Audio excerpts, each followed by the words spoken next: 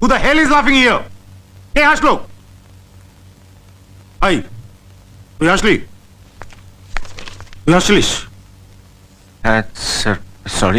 Sorry, হাসলিস কেন?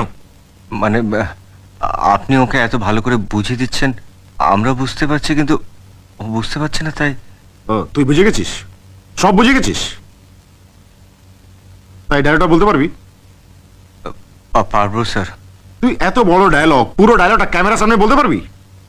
হ্যাঁ পারবো, কিন্তু উনি যদি অসন্তুষ্ট হন। তুই বলতে পারবি কিনা সেটা বল। পারবো স্যার। ওকে, চালায়।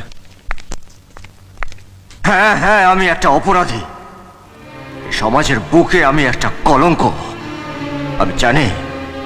আমি জানি যে তুমি আমাকে ঘেন্না করো, আমাকে তুমি একটা ঘৃণ্য মানুষ ভাবো, কিন্তু কোনো মানুষ তার নিজের ইচ্ছে খারাপ হয় না।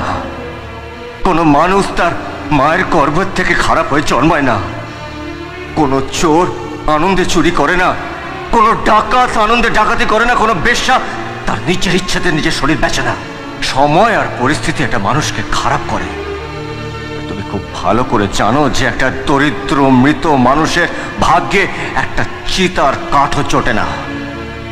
তাই এই পৃথিবী আমাকে একটা জিনিসই শিখিয়েছে, গরিব হয়ে জন্মানোটা কোনো অন্যায় নয়, কোনো পাপ নয়, কিন্তু কিন্তু গরিব হয়ে মরাটা সবচেয়ে বড় অন্যায়, সবচেয়ে বড় পাপ, সবচেয়ে বড় অন্যায়।